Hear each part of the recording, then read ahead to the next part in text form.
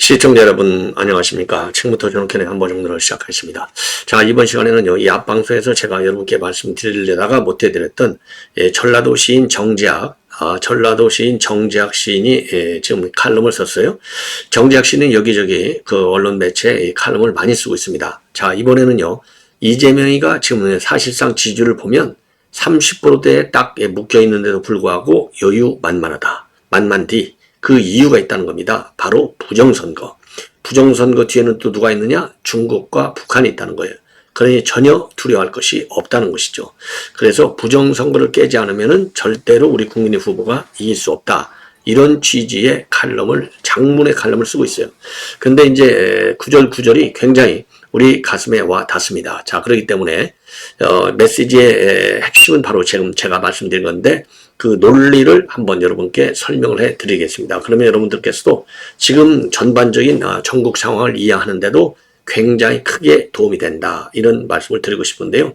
이런 와중에 그동안에 이제 배신자의 길을 걸어왔던 지금 이복현이 참 이런 인간을 말이죠. 일개 부장검사를 갖다가 그 요직인 금감원장에 준 인사. 야, 모든 인간들이요, 윤 대통령이 임명받은 핵심 요직에 있는 인간들이 전부 배신 때리고 있는데, 요 인간이 어느 정도냐, 어느 정도로까지 지금 이 배신을 때리고 망언을 하고 있느냐, 기가 막힙니다. 기가 막혀.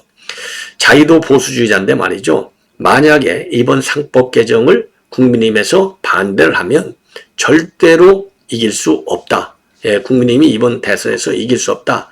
이런 망언을 하고 있어요. 많은 파문이 야기됩니다. 많은 파문이 야기됩니다. 자, 그래서 지난번에요, 국민의힘에서 만약에 상법을 반대해 내가 직을 걸고 상법 반대하면 사퇴하겠다 해놓고서 스위스로 출장까지 가려고 하는 인간이 바로 이복현요, 아주 쓰레기 같은 인간인데요. 야, 이번에는요, 아예 국민의힘이 대선에서 패배한다.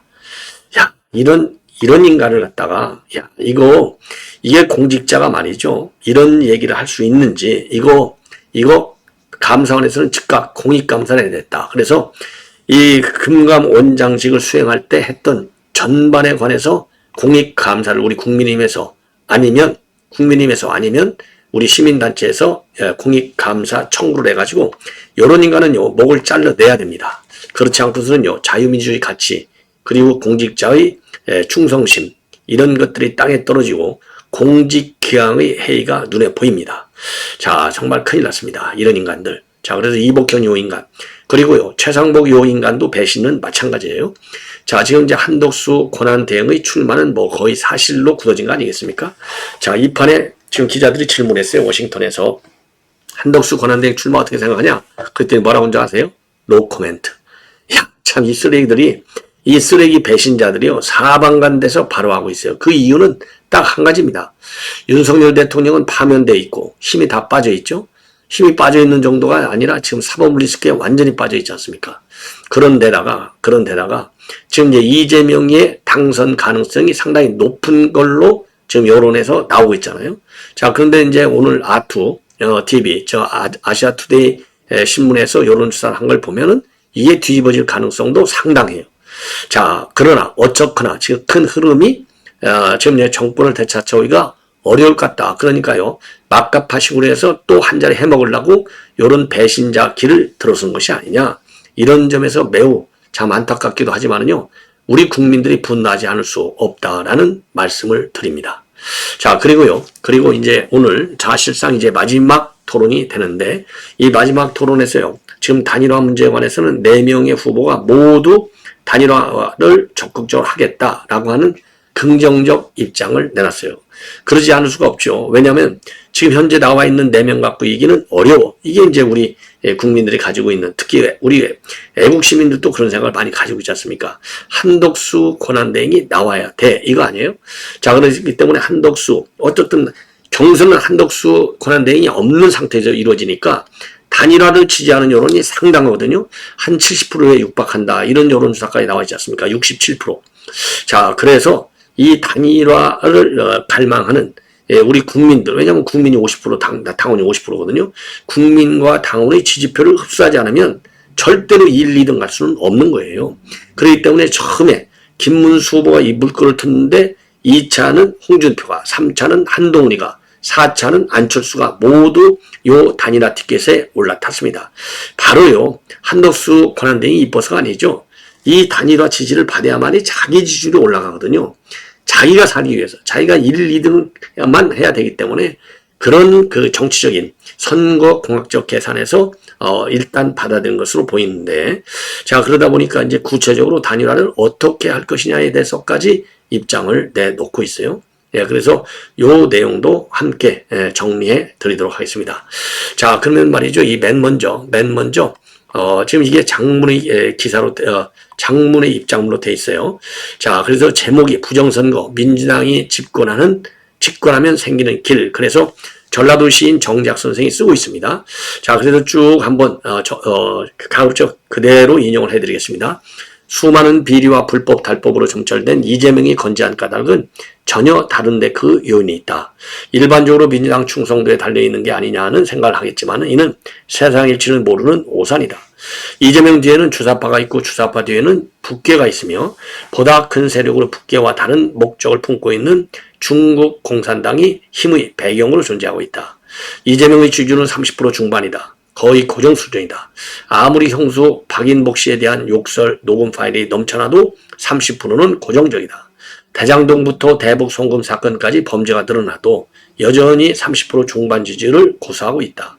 이 흔들리지 않는 지지율의 배경에 순수한 민주당 지지 세력만 존재한다는 것은 어불성설이다. 불가사의한 이 현상 뒤에는 포기하지 않는 북한의 적화 통일 전략이 있고 중국 공산당의 한반도 속국화 전략이 진행되고 있다. 따라서 북한과 중국 공산당에 있는 한 민주당과 이재명의 지지율은 흔들릴 수가 없다. 흔들릴 수가 없다. 그러나 지지율 40%가 되지 못하면 대통령은 꿈은 접어야 한다. 고로 이재명은 지지율 10%더 올리기에 당력을 집중할 것이다. 무슨 수를 써서라도 10%를 극과하여 정권을 잡아야 할 것이다. 그러나 이 바람은 희망사항으로 끝날 가능성이 높다. 탄핵 사태를 겪으면서 격분한 국민들, 특히 이재명과 민주당의 비리와 부정에 분노한 2030 세대들이 늘어나고 있기 때문이다. 여기에 10대들도 20, 30대 세대들에 합세하는 것으로 나타나고 있다. 그리하여 민주당은 이 국민적 현실을 막기 위해 아주 막기 위해서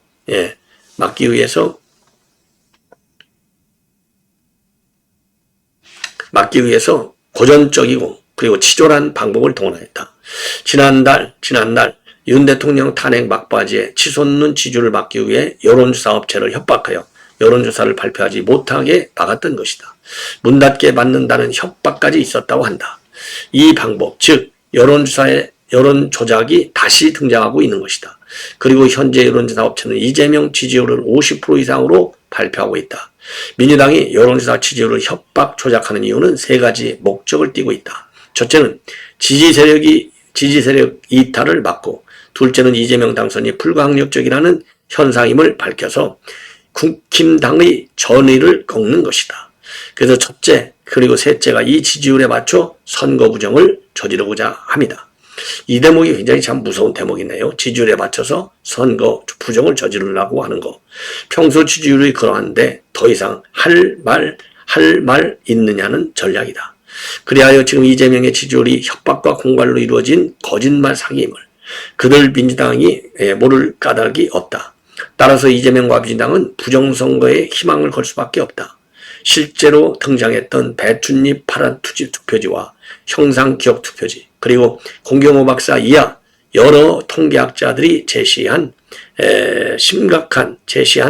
선거 조작갑에 의한 이에 불과한 득표 현상은 부정선거가 광범위하게 이루어졌음을 증명해주고 있다. 이 부정선거가 다시 재현될 것이 틀림없다. 예. 선관위 또한 이 증거들을 모르고 있을 까닭이 없다. 선관위가 만사를 제쳐주고 극력 부정하는 행위는 범죄자 심리에 근접한다. 당당하다면 아주 작은 의혹이더라도 적극적으로 조사에 나섰어야 했을 것이다. 그러나 선관위는 실지 않은 증거들을 묻고 감추고 숨기고 변명하려는 것으로 일관해 왔다. 조그만 단 하나의 가능성일지라도 진실을 밝히고자 하는 작은 성의조차 보이지 않았다. 6.3 대선에서 수개표 후 전산으로 처리한다고 그걸 시연해 보이는 자리에 스카이데일리를 배제한 행위도 의구심을 조장하는 행위로밖에 보이지 않는다. 떳떳하지 못하다는 반증일 것이다. 적어도 국민의 세금으로 운영하는 국가기관이라면 국민 앞에 나를 세울 것이 아니라 솔직하고 겸손해야 한다. 부정선거 의혹에 누구보다 조사에 앞장서야 한다는 것이다. 그러므로 지금까지 드러난 부정선거 증거들과 선관위 사후 처리를 종합해 봤을 때 대한민국 선관위는 최소한 부정선거 주범은 아닐지라도 헌법재판소와 더불어 공범일 가능성이 크다. 공범일 가능성이 크다. 현재 이재명과 민주당의 집권력은 집념을 넘어 아집 상태에 이르러 있다. 이재명의 재판은 대북 송금에 이르러 미국의 주시를 받을 만큼 절체절명의 위기에 처해 있다. 여차하면 차가운 감옥 생활을 끝도 없이 해야 한다는 위기다. 그리하여 논리가 없는 막무가내가 선거판을 뒤덮고 있다. 이재명 파탄 수준의 도덕성과 범죄에 눈을 감은, 다시 말하면 이재명이가 도둑놈이든 아니 패륜이든 상관없다는 식의 막무가내는 누군가 지배하는 자의 지시가 있는 것으로 추정이 된다. 이 흔들리지 않는 고정지지자들은 민주당의 힘만으로는 불가능한 수준이기에 더욱 그렇다. 그러므로 이 지지율의 지속적인 에너지를 공급하는 주체는 북계와 중국 공산당임에 틀림이 없다. 우리는 황장엽 선생께서 살아생전에 말씀하셨던 오만 난방화법을 기억하고 있다. 그리고 강철 서신의 김용환이 말한 이석기를 비롯한 30만 주사파, 그리고 1956년 제3대 대통령 선거에서 좌파 조부람을 지지했던 200만 남노당 후예들, 이들이 합세한 것이 현 대한민국 민주당과 그리고 이재명 지지 30%의 실체가 된다. 아주 무서운 대목이에요, 이거. 여기까지는 북한과 관련이 있다. 문제는 여기에 더하여 중국 공산당이 관여하고 있다는 점이다. 이미 다 알려져 있다시피 댓글 하나당 5위안을 받는 중국 유학생과 조선족들이 있고 중국 내 우마오 당도 있다. 그리고 무엇보다 부정선거가 가능한 사전투표와 그에 대한 관리, 그리고 이 화해 기기를 사용하는 전산 조직, 그리고 조선족 포함 100만 중국인들, 이 모든 것이 중국의 손으로 이루어지고 있다는 점이다. 그리하여 부족한 십보를 채우기 위한 중국 주도의 부정선거는 반드시 자행된다는 것이 우리의 판단이다. 아주 무서운 대목이에요. 목적을 위해 끝까지 포기하지 않는 것이 공산당이다.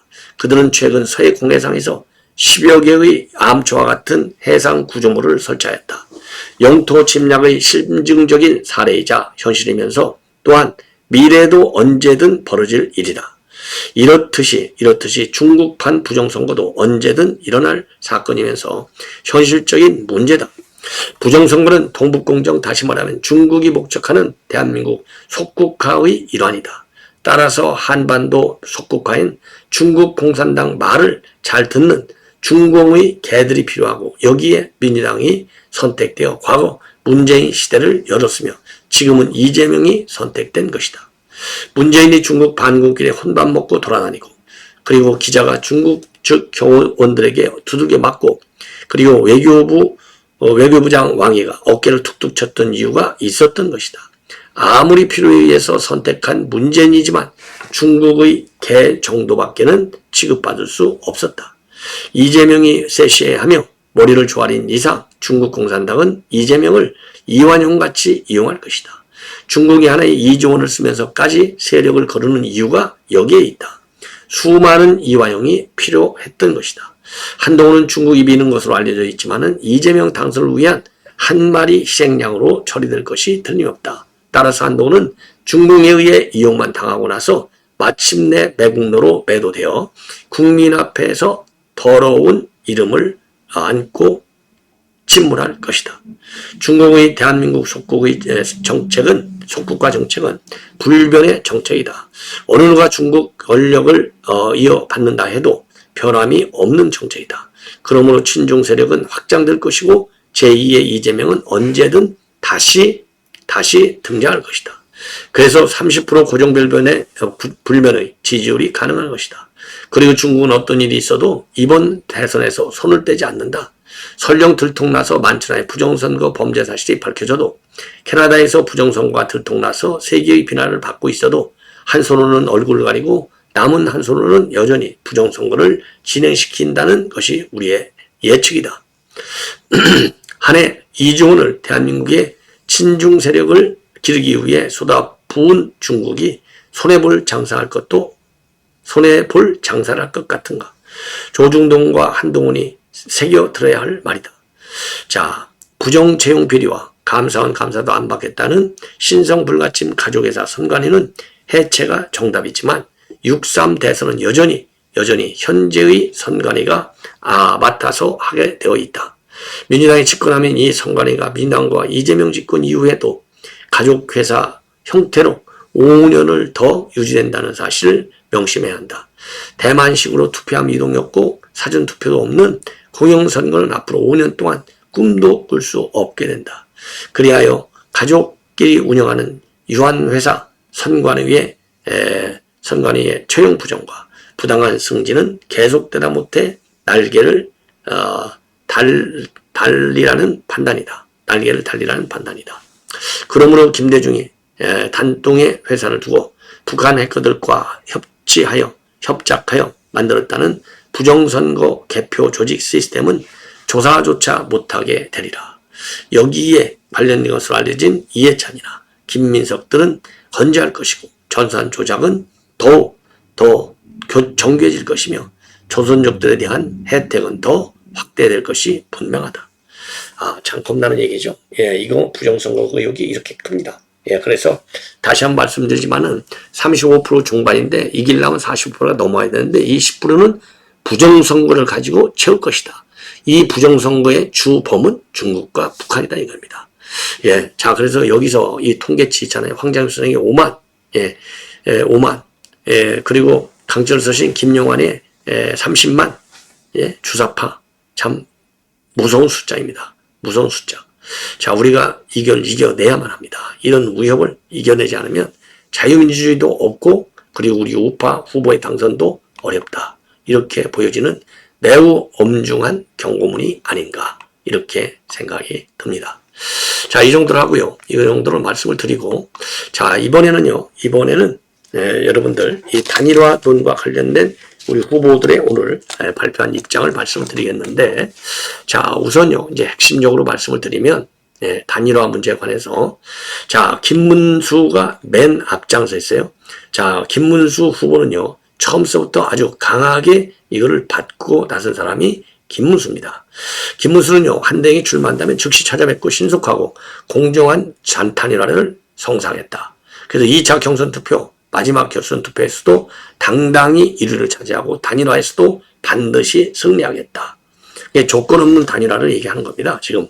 그리고 지금 이제 이 안철수는요, 한대에 출마한다면 우리 당 최종 후보와 경선을 통해서 결국은 단일 후보를 뽑아야 할 것이다. 구체적인 경선 방식으로는 이재명 대 한덕수, 이재명 대 우리 당 후보 1대1로 대결한 결과를 비교해서 선출하는 것이 제일 공평하다. 그러니까 본인이 1등할 것으로 이제 뭐 자신만만한 것 같아요. 그리고 이제 한동훈이는요, 압도적 지지로 보수 진영의 대선 후보가 본인이 된다면 승리를 이끄는 드라마가 될 것이다. 할 수 있는 모든 분과 통합할 것이다.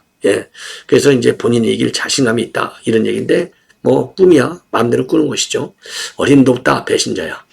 그리고 홍준표는요, 최종 후보가 되면 한대행과 단일화 토론을 2번 하고, 원샷 국민경선을 하겠다.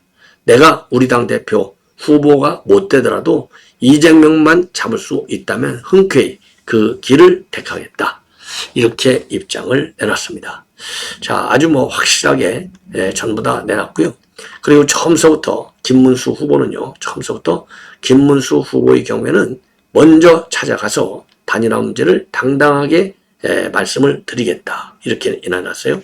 한당이 출마한다면 즉시 찾아뵙고 신속하고 공정한 단일화를 성사시키도록 하겠다. 그래서 2차 경선 투표, 마지막 결선 투표에서도 당당 1위를 차지하고 단일화에서도 반드시 승리하겠다. 이게 이제 확고한 김문수 후보의 입장이 되겠습니다. 자, 그래서요, 지금 이렇게 이 단일화를 적극적으로 추진한 이유는 이 모두에서 말씀드린 대로 단일화 여론이 높기 때문에 이거를 받지 않으면은 이번 2차 경선에도 불리하다는 이게 제일 큰 원인이 되겠습니다. 자, 그래서요, 지금 이제 이 홍준표는 원샷 국민견선, 김문수는 신속하고 공정한 단일화. 그러니까 김문수의 경우에는 단판 단일화도 지금 이 문을 여는 것이 아닌가. 이렇게 생각이 듭니다. 자, 그래서요, 이 단일화 문제는요, 2002년에 노무현하고 정문론 단일화가 있었는데, 이때는 경선을 했고, 그리고 박원순, 안철수 단일화는 2011년도인데, 그때는요, 단판에 의해서 단일화가 됐습니다.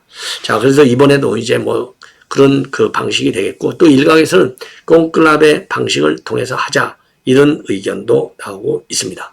자, 그래서, 지금 이제, 그 전반적으로 보면 누가 되든지 간에 단일화 경선 과정을 겪을 텐데, 근데 이제 만약에 이것도 단일화 방안도 한덕수 대행의 출마에 영향을 줄 수 있다. 그래서 만약에 한동훈이가 1등이 된다? 그러면 탄핵 찬성과 반대의 싸움이 될 텐데, 그러면 좀 머뭇거려질 가능성도 있는 건 아니냐.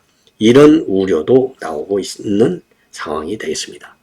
자, 이복현 관계 마지막으로 상법 개정안. 정부는요, 주주의 가치, 이 상법 개정안의 핵심이 이사의 성실 의무 대상이 회사만으로 되어 있는데, 현재는 회사 플러스 앞으로 주주로까지 확대하겠다는 겁니다. 근데 이제 여당에서 반대하는 이유는, 그렇게 될 경우는 누가 이거 경영을 하겠느냐. 전부 소득이 실려갖고 기업 경영도 이루어지지 못하고, 그리고 적대적 이 M&A 가능성이 많기 때문에 굉장히 어려운 국면이 전개된다. 특히 말이죠, 그 해외 자본의 국내 유입이 이건 중단될 우려가 있다. 이렇기 때문에 정부 여당은 반대하는 거예요. 그럼에도 불구하고 이복현 요 인간은요, 지난번 한덕수 대행이 파면됐을 때는 만약에 정부가 상법을 반대하면 나는 사표내고 나가겠다. 직을 걸겠다. 곧따위로 발언해놓고 직 거는 거 봤어요? 즉 걸었냐고요, 요 인간이. 근데 지금은요, 3프로 TV, 경제 전문 TV죠, 유튜브 방송. 여기에 나와서 지금 이제 상법 개정에 반대할 경우는 지금 이거는 상법 개정을 하는 것이 보수의 가치에 맞는데, 이거를 상법 개정에 반대할 경우에는 이번 대선에서 국민의힘은 완패하고 만다. 이런 망언을 지금 하고 있어요. 그래서 지금 완전히 많은 파문이 야기되고 있습니다. 자, 그러면서 말이죠. 그러면서 윤석열 정부에서도 상법 개정을 검토했다. 이 얘기를 까고 있어요. 그런데 정부에서는요, 물론 장기적으로 상법 개정 물론 할 수 있죠. 그러나 현 국면에서는 더구나 지금 경기가 굉장히 어렵잖아요. 그러니까 재벌 기업들이든 자영업자든 중소기업이든 간에 지금 이 경영 마인드, 경영 전략, 그러니까 지금 어려워지고 있는, 성장률이 멈춰가고 있는, 저하되고 있는 이 경제를 살리기 위해서는 경제 주체인 기업가들의 투자에서부터 시작해가지고 모든 노력이 그야말로 시장 경제를 뒷받치는 노력이 필요한데, 이거 상법을 갖다가 개정해 이사 의무를 넓히는 방향으로, 그러면 전부 일만 하고 잘못하면 노조 마음에 안 들면 소송만 당할 건데 누가 투자를 하고 누가 경영을 하겠느냐. 그래서 재계에서는요, 상법 개정이 중요한 게 아니라 그 주주 가치를 갖다가 보호하기 위해서 자본시장법을 바꾸겠다는 겁니다. 자본시장법.